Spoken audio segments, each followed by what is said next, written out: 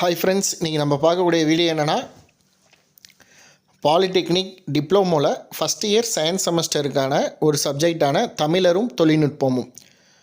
இது new syllabus. இதுக்கு முன்னாடி ஃபஸ்ட்டு செமஸ்டர் நடக்கும் போது டோட்லேருந்து என்ன பண்ணியிருந்தாங்கன்னா எக்ஸாமுக்கு முன்னாடி மாடல் கொஸ்டின் பேப்பர் கொடுத்தாங்க. அதுதான் அப்படியே செமஸ்டர் எக்ஸாமுக்கு வந்துச்சு. அதே மாதிரி இப்போ 2வது செமஸ்டர் எக்ஸாம் போயிட்டுருக்கு. அங்கேயும் என்ன பண்ணுறாங்கன்னா இதே மாதிரி மாடல் கொஸ்டின் 1 மாடல் கொஸ்டின் 2ன்னு 2 கொஸ்டின் கொடுத்துருக்காங்க. அதில் உள்ள கொஸ்டின் தான் கம்பல்சரி நம்மளுக்கு போர்டு எக்ஸாமுக்கு வரப்போகுது. சப்ஜெக்ட் பேர் தமிழரும் தொழில்நுட்பமும். இல்லை மாடல் 1 கொஸ்டின் மாடல் 2 கொஸ்டின்னு 2 கொஸ்டின் இருக்குது. மாடல் 1 ஒரு வீடியோவாகவும் மாடல் 2 ஒரு வீடியோவாகவும் கொஸ்டின் ப்ளஸ் ஆன்சரோடு போடுறேன். பார்த்து தெரிஞ்சுக்கங்க. ஏன்னா ஃப்ரீயாக இருக்கும் போது ஹெட்செட் போட்டு நம்ம கேட்டால் கூட அது மைண்டில் இருக்கும். அதை வச்சு எழுதிடலாம். சப்ஜெக்டோட பேர் தமிழரும் தொழில்நுட்பமும் மாடல் கொஸ்டின் 1. பகுதி ஆ, சங்ககால மக்கள் பயன்படுத்திய ஆடைகளின் பெயர்களை பட்டியலிடுக. சங்ககால மக்கள் பயன்படுத்திய ஆடைகளின் பெயர்களை பட்டியலிடுக. கொஸ்டின் ஆன்சர் தலையாடை, துகில், கச்சை, படம், சீதாவை, அறுவை. 2வது திருவைகளின் வகைகள் யாவை? குண்டுமுளை திருவை, கூம்புக்குழி திருவை. ஆடைகளின் மற்ற பெயர்களை கூறுக. பட்டாடை, முரட்டு துணி, மெல்லிய ஆடை. பருத்தி பெண்டீர் விளக்குக. கணவனை இழந்த சூழலில் நெசவு தொழிலில் ஈடுபட்டு உள்ள பெண்களுக்கு பருத்தி பெண்டீர் என்று பெயர். ஆண்மரம், பெண்மரம் ஆகியவற்றின் பயன்களை தருக. ஆண்மரம் வீட்டில் வாசற்கால் தூண்கள் அமைக்க பயன்படும். பெண்மரம் உத்திரம், விட்டம், தாழ்வாரம் அமைக்க பயன்படும். சாராசன் என்பதன் பொருள் என்ன? சாராசன் என்பது ஆங்கிலேயரால் பயன்படுத்தப்பட்ட அரபு மொழி பேசும் முஸ்லிம்களின் தொன்மையான பெயராகும். மாமல்லபுரத்தில் உள்ள குகை கோயில்கள் பற்றி குறிப்பு எழுதுக. புலிக்கொகை, அர்ச்சுனந்தபசு, அதீரண சண்ட பல்லவேஸ்வர கிருகம், கிருஷ்ணன் மண்டபம், பஞ்ச பாண்டவரதம் என்ற 9 குகைகள் உள்ளன. கட்டுமான கலையின் பொதுவான உறுப்புகள் யாவை? கடைக்கால், அஸ்திவாரம், சுவர், கோபுரம். கம்மியர் என்பவர் யார்? பொன், வெள்ளி, வெண்கலம் முதலிய உலோகங்களை வைத்து பொருட்களை தயார் செய்பவருக்கு கம்மியர் என்று பெயர். சங்க காலத்தில் எலும்பு துண்டுகளை பயன்படுத்தி தயாரித்த பொருட்கள் யாவை?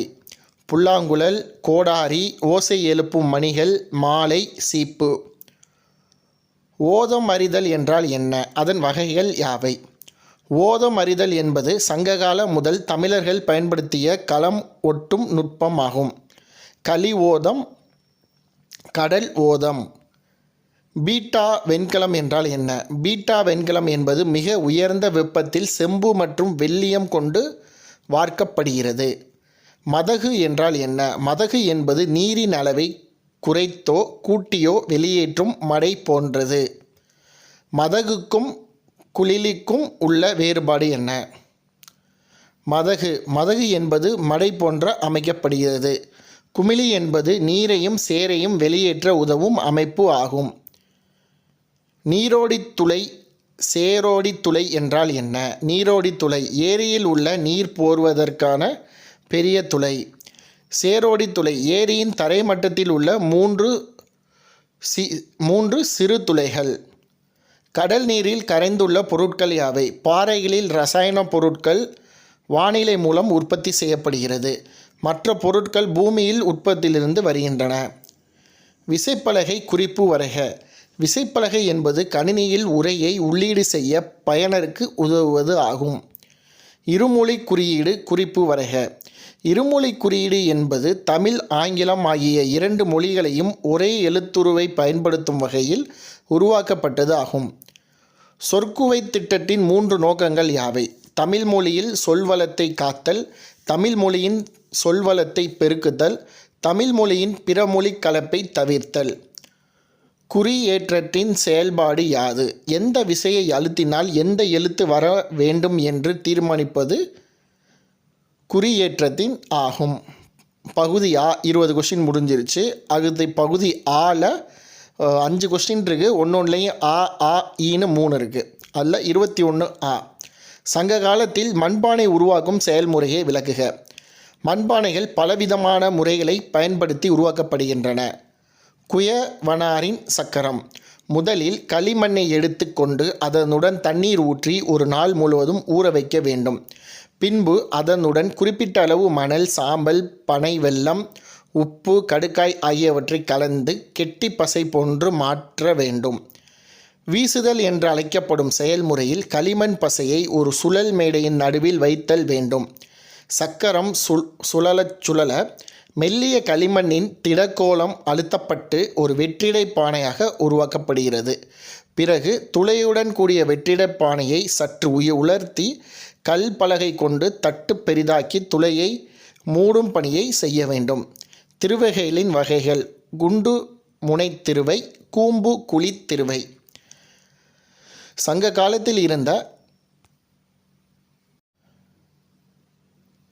காலத்தில் இருந்த சாய தொழிற்சாலைகள் பற்றி விளக்குக. சங்ககால மக்கள் நெசவு செய்த ஆடைகளுக்கு சாயமிடும் பணியை செம்மையாக செய்து வந்துள்ளனர். உடுத்தும் ஆடைகளுக்கு சிவப்பு, மஞ்சள் நிறம், கருப்பு போன்ற பல நிறங்களை பயன்படுத்தி துணியினை சாயமிட்டனர். அவுரி செடி சாயம். அவுரி பூவை அறுவடை செய்து பெரிய தொட்டியில் இரவு முழுவதும் ஊற வைத்தால் மஞ்சள் நிறமாக மாறும். பிறகு நீலச்சாயமாக மாறுகிறது. கொன்றை மரச்சாறு, சாய வேர், காசுக்கட்டி, அவுரி, குங்குமப்பூ, மஞ்சள், கடுக்காய், அரக்கு. பாண்டங்களில் கீறல் குறியீடுகள் பற்றி எழுதுக. மக்கள் பேசவும் தகவல் தொடர்பு கொள்ளவும் பயன்படுத்திய குறியீடுகளை மண்பாண்டங்களில் பொறித்தனர். மண்பாண்டங்கள் இன்னாருடையது என்பதை அறிந்து கொள்ள தங்கள் பெயர்களை மண்பாண்டங்களில் பொறித்து வைத்துள்ளார்கள். பொருட்களின் மீது குறியீடு மற்றும் பெயர்கள் மண்பாண்டங்களை பொறித்து வைத்தார்கள். தமிழகத்தில் இது போன்ற குறியீடுகள் சித்தனவாசல் குகையில் காணப்படுகிறது. கீறல் குறியீடுகளின் வகைகள்: மட்பாண்டங்கள் சுடுவதற்கு முன் போடப்படும் குறியீடுகள், மட்பாண்டங்கள் சுட்ட பின்பு போடப்படும் குறியீடுகள். தமிழக பாண்டங்களில் கீறல் குறியீடு. தமிழகத்தில் ஆதிச்சநல்லூர், கொற்கை, அழகன்குளம், கொடுமணல், கரூர், ஒரையூர், பேரூர் உள்ளிட்ட இடங்களில் நடைபெற்ற அகழாய்வுகளில் கீறல் குறியீடுகள் கொண்ட பானைகள் கிடைத்துள்ளன. தேரிருவேலி அகழாய்வில் 65 பானை குறியீடுகள் கண்டெடுக்கப்பட்டன. அதுக்கப்புறம் 22வது கொஸ்டின். இதில் ஆ இ இருக்குது. 22ல் ஆ. மாமல்லபுரத்தில் உள்ள குகை கோவில்கள் பற்றி விவரி. மாமல்லபுரத்தில் 9 குகை கோயில்கள் உள்ளன. புலிக்கொகை, ஆதிரசன சண்ட பல்லேஸ்வர கிருகம், அர்ச்சுனன் தபசு, கிருஷ்ணன் மண்டபம், பஞ்ச பாண்டவ ரதங்கள், உலகநேஸ்வரர் கோயில், மதிவாசமர்த்தினி குகை, ராமானுஜ மண்டபம், வராக மண்டபம். சிலப்பதிகாரத்தில் இடம்பெறும் மேடை அமைப்பு குறித்த தொழில்நுட்பங்களை குறித்து எழுதுக. சிலப்பதிகாரத்தில் மேடை அமைப்பு 8 படிநிலைகளில் அமைக்கப்படுகிறது. அரசாங்கத்திற்கான இடம். சிலப்பதிகாரம் முதலாக நாடகக்கலையின் வடிவங்கள் அரங்கத்திற்கான இடம். சிலப்பதிகாரம் முதல் முறையாக நாடகக்கலையின் வடிவங்கள் அரங்கத்தினுள் நடைபெறுகிறது. மூங்கில் கொணர்தல். பொதிகை மலை போன்ற உயர்ந்த மலைகளில் வளர்ந்த மூங்கிலை கொணர்ந்தனர். மூங்கில் அளவுகள். மூங்கில் அளவுகள் 28 அடி அகலமும் 32 அடி நீளமும் 4 அடி உயரமும் அணையும்படி அமைத்தனர். உத்திரப்பலகை அமைத்தல். மேடையின் 4 புறமும் தூண்களை பொருத்தி அவற்றின் மேல் உத்தரப்பலகையை பொருத்தினர். அரங்கின் வாசல். கலைஞர்கள் உள்ளே வரவும் வெளியே செல்லவும் 2 வாசல்களை அமைத்தனர். நிலை விளக்கு அமைத்தல். தூண்களில் நிழல் அரங்கத்தில் நிலை விளக்குகள் அமைத்தனர். எலினிகள். எலினிகள் 3 வகைப்படும். ஒருமுக எலினி, பொறுமுக எலினி, கரந்து வரல் எலினி. விதானமும் தோரணங்களும். ஓவியத்துடன் கூடிய மேல் விதானமும் தோரணமும் அமைத்தனர். திருமலை நாயக்கரின் மகாலின் மாதிரி கட்டமைப்பு பற்றி விளக்குக. திருமலை நாயக்கர் மகால் மதுரையை ஆண்ட திருமலை நாயக்கரால் 17ஆம் நூற்றாண்டில் கட்டப்பட்டது. அமைப்பு. இந்த அரண்மனை 58 அடி உயரமும் 12 அடி அகலமும் கொண்டது. 248 பிரம்மாண்டமான பெரிய தூண்களை தாங்கி நிற்கின்றன. அரண்மனையின் பகுதிகள். சொர்க்க விலாசம், அரங்க விலாசம். சுண்ணாம்பு கட்டிடம். திருமலை நாயக்கர் கட்டிடம் சுண்ணாம்பு எனப்படும் சுண்ணாம்பு மற்றும் முட்டையின் வெள்ளைக்கரு, வெல்லம், கடுக்காய், நெல்லிக்காய் கலந்த கலவையை கொண்டு கட்டப்பட்டது. உள்ளரங்கம். உள்ளரங்கம் முழுவதும் வெள்ளை தூண்கள் இடம்பெற்றிருந்தால் பெற்றிருக்கும். அரண்மனை சுற்றிலும் நந்தவனம், குளம், அந்தப்புரம், தர்பார் என்று பிரம்மாண்டமாக அமைக்கப்பட்டிருந்தது. சேதாரமும் மறுசீரமைப்பும். திருமலை நாயக்கரின் மறைவிற்கு பிறகு ஆட்சிக்கு வந்தவர்கள் யாரும் அரண்மனையை புகழ் தெரியவில்லை. 23வது கொஸ்டின். ஃபர்ஸ்ட் கொஸ்டின், மணிகளின் வடிவங்களை சான்றுடன் விளக்குக. தமிழகத்தில் ஏராளமான பணிகளும் அறுத்த நிலையிலும் அகழாய்வுகள் கண்டறியப்பட்டுள்ளன. கொடுமணலில் கிடைத்துள்ள மணிகளை 4 வகைகளாக பிரிக்கலாம். அவை வட்ட வடிவம், பீப்பாய் வடிவம், இருக்கூம்பு வடிவம், கோள வடிவம். அரிக்கமேட்டில் மணிகள் செய்யும் தொழிற்கூடங்கள் அதிகளவில் காணப்படுகின்றன. மணிகளின் வகைகள்: கடல் நில பச்சை மணிகள், கடல் நீல பச்சை மணிகள், கோமேதகம், சிவப்புக்கல், ஊதா நிறக்கல், மாணிக்கம், நிலக்கல், பளிங்குக்கல், படிக்கக்கல். தமிழர்களின் உலோகவியல் சார்ந்த தொழில்நுட்பத் திறனை விளக்குக. உலோகவியல் என்பது தனிமங்களை அவற்றின் தாதுக்களிலிருந்து பிரித்தெடுத்தல் ஆகும். உலோகவியல் சார்ந்த தொழில்நுட்பம்.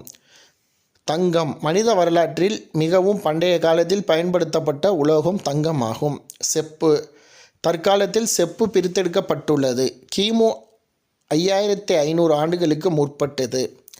வெண்கல காலம். செப்பு மற்றும் வெள்ளியை கலந்து உருவாக்கப்படும் உலோகம் வெண்கலம் ஆகும். பீட்டா வெண்கலம் மிக உயர்ந்த வெப்பத்தில் செப்பு மற்றும் வெள்ளியம் கொண்டு வார்க்கப்படுகிறது. எகிப்திய ஆயுதங்கள். கிமு 3000 வெண்கல்லில் இருந்து பெறப்பட்ட இரும்பிலிருந்து தயாரிக்கப்பட்ட ஆயுதங்கள் ஆகும். சங்க காலத்தில் எலும்பு துண்டுகளை பயன்படுத்தி தயாரிக்கப்பட்ட பொருட்களை பற்றி எழுதுக. புல்லாங்குழல். மனித குலத்தின் படியான இசைக்கருவி மற்றும் பழமையான கலைப்பொருட்கள் புல்லாங்குழல் ஆகும். கோடாரி. சங்க காலத்தில் குறிப்பாக வடக்கு ஐரோப்பியா, பிரிட்டன் மற்றும் பிரான்சில் இருந்து இரட்டை கோடாரி எலும்பினால் செய்யப்பட்டது. ஓசை எழுப்பும் மணிகள் உருளை வடிவில் இருக்கும். அதன் நடுவில் மணி தொங்க விட்டப்பட்டிருக்கும். மாலைகள். மணி, எலும்பு, சங்கு, சிவப்புக்கள் இவற்றால் ஆன மணிகள் பல கோக்கப்பட்டு மாலைகளாக இருக்கின்றன. சீப்புகள். சங்ககால மக்கள் பலவிதமான சீப்புகளை பயன்படுத்தி வந்தனர். சங்ககால தமிழர்களின் கடல்சால் அறிவு செய்திகளை தொகுத்து எழுதுக. கடல் வரையறை. கடல் என்பது ஒரு பெரிய உப்பு நீரை குறிக்கிறது. கடலின் ஆழத்தில் உப்புத்தன்மை அதிகமாக இருக்கும். கடல் நீரில் கரைந்துள்ள பொருட்கள். கடல் நீரில் அதிகம் கரைந்துள்ள திடப்பொருட்கள் சோடியம் குளோரைடு ஆகும். தண்ணீரில் மெக்னீசியம், கால்சியம், பொட்டாசியம், பாதரசத்தின் உப்புகள் மற்றும் பல தனிமங்கள் கரைந்துள்ளன. தமிழர்கள் பழங்குடியின மக்களோடு 40,000 ஆண்டுகளுக்கு முன்னரே படகு மூலம் மரம், சந்தனம், மிளகு, மஞ்சள் ஆகிய பொருட்களை வணிகம் செய்துள்ளனர். கடலை குறிப்பிடும் பெயர்கள். பறவை, ஆழி, புணரி, ஆற்களி, முன்னீர். கடலின் வாழ்க்கை. கடலில் பல்வேறு விதமான உயிரினங்கள் வாழ்க்கை அடங்கியுள்ளது. ஆல்கா மற்றும் தாவரங்கள் கடல்வாழ் உயிரினங்கள். முத்துமணிகளின் மருத்துவ பயன்களை பற்றி விவரிக்க. நுரையற்ற பாலில் முத்தை போட்டால் அது மிதக்கும். முத்தை ஊற வைத்து அந்த நீரை பருகினால் வயிற்றில் அமில சக்தி போக்கி குடல் நோய் வராமல் பாதுகாக்கும். முத்து கல்லீரலின் இயக்கத்தை சீராக பாதுகாக்கும். இது சர்க்கரை நோயை கட்டுக்குள் வைக்கும் பண்பு கொண்டது. உடலில் உள்ள புரதச்சு சத்து, சுண்ணாம்பு சத்து நிறைந்த முத்தினை அணிந்தால் உடலில் உரசி புரதத்தை குறைக்கும். உடல் சூடு தணியும். சங்க காலத்தில் அணைகள் மற்றும் குளங்களை பற்றி விளக்குக. சங்க காலத்தில் அணை எனப்படுவது ஒரு நீரோட்டத்தின் குறுக்கே கட்டப்படும் ஒரு கட்டமைப்பாகும். சங்க காலத்தில் தமிழகத்தில் கட்டப்பட்ட அணைக்கட்டுகளில் மிக பழமையான அணை கல்லணை ஆகும். 2100 ஆண்டுகள் பழமையான அணை ஆகும். கல்லணை என்பது கரிகால சோழனால் கட்டப்பட்ட அணை ஆகும். இது காவிரி ஆற்றின் குறுக்கே கட்டப்பட்டது. தமிழகத்தில் உள்ள மிகப்பெரிய அணைகள்: மேட்டூர் அணை, ஆழியார் அணை, வைகை அணை, சாத்தனூர் அணை, பவானிசாகர் அணை. குளம் என்பது இயற்கையாகவோ அல்லது செயற்கையாகவோ உருவாக்கப்படும் ஒரு நீர்நிலை ஆகும். குளத்தின் வகைகள்: ஆற்று நீர் குளங்கள், மழை நீர் குளங்கள். குளத்தின் உறுப்புகள்: கரை, அலைக்கற்கள், மடை. குளங்களின் பயன்பாடுகள்: தண்ணீரை பாதுகாத்தல் மற்றும் தேக்கி வைத்தல், வெள்ளத்தை கட்டுப்படுத்துதல், வறட்சியை தடுத்தல், நிலநீர் மட்டத்தை உயர்த்துதல், சுற்றுச்சூழலை பாதுகாத்தல். கடைசியாக 25வது 5வது கொஸ்டின். ஃபஸ்ட்டு கொஸ்டின் 25ல் ஃபஸ்ட்டு மின் புத்தகங்களின் பயன்பாடுகளை பற்றி எழுதுக. குறைந்த செலவில் உயர்ந்த தரமான நூல்களை உருவாக்க முடியும். தனியான இடவசதியோ நூலக அறையோ தேவையில்லை. எண்ணற்ற நூல்களை கொண்ட நடமாடும் நூலகம் போன்று இது பயன்படும். அதிக பக்கங்கள் கொண்ட நூல் பகுதிகளை கையடக்க வடிவில் சுருக்கிவிடவும் முடியும். கட்டுமான நூல்களில் வண்ண புகைப்படங்களை கொண்டு அதிக பக்கங்களை இணைக்க முடியாது. மின் நூல்களில் உள்ள பக்கங்களின் தேவைக்கேற்ப பெரிதாக்கி பயன்படுத்த முடியும். அச்சிடப்பட்ட நூல்களை அச்சுப்பிரதிகளை வாங்க வேண்டிய சூழ்நிலை ஏற்பட வாய்ப்புள்ளது. மின் புத்தகங்களில் உள்ள தகவல் ஆவணமாக நீண்ட காலம் பயன்படுத்த முடியும். தமிழ் மெய் நிகர் பல்கலைக்கழகத்தின் பங்கை விவரி. தமிழ்மை நிகர் பல்கலைக்கழகம் 2001ஆம் ஆண்டு பிப்ரவரி மாதம் 17ஆம் நாள் தமிழக அரசால் தொடங்கப்பட்டது. தமிழ்மை நிகர் பல்கலைக்கழகம் பணித்திட்டம், இணையவழி கல்வி திட்டங்கள், மின் திட்டம், மின் நூலகம், கணினி தமிழ் வளர்ச்சி. இணையவழி கல்வி திட்டங்கள். இத்திட்டத்தின் கீழ் கல்வி சான்றிதழ்கள் 3 நிலையாக வழங்கப்படுகின்றன. அடிப்படை, இடைநிலை, உயர்நிலை. மின் நூலகம். மின் நூலகம் அரிய நூல்கள், நாட்டுடைமையாக்கப்பட்ட நூல்கள் ஆகியவற்றை கொண்டுள்ளது. கணினி தமிழ் வளர்ச்சி. தமிழ் மென்பொருள் மேம்பாட்டு நிதி, கணினி தமிழ் பேரவை. இது வர 6ஆம் தேதி நடக்க போகிற தமிழரும் தொழில்நுட்பமும் 1ஆம் ஆண்டு மாணவர்களுக்கான தமிழரும் தொழில்நுட்பமும் சப்ஜெக்ட்டு. எல்லா டிபார்ட்மெண்ட்டுக்கும் உள்ள கொஸ்டின் தான். இல்லை ஒரு பகுதி ஆல 20 கொஸ்டினும் பகுதி ஆவணால் 5 கொஸ்டினும் இருக்குது. இதை கொஞ்சம் நல்லா ஹெட்செட் போட்டு கேளுங்க, மைண்டு இருக்கும். இந்த கொஸ்டின் தான் அப்படியே உங்களுக்கு எக்ஸாமில் போர்டு எக்ஸாமில் கேட்க போகிறாங்க. அடுத்த வீடியோவில் மாடல் 2 கொஸ்டின் பார்ப்போம். இப்போ மாடல் 1 கொஸ்டின் பார்த்தாச்சு. தேங்க்யூ.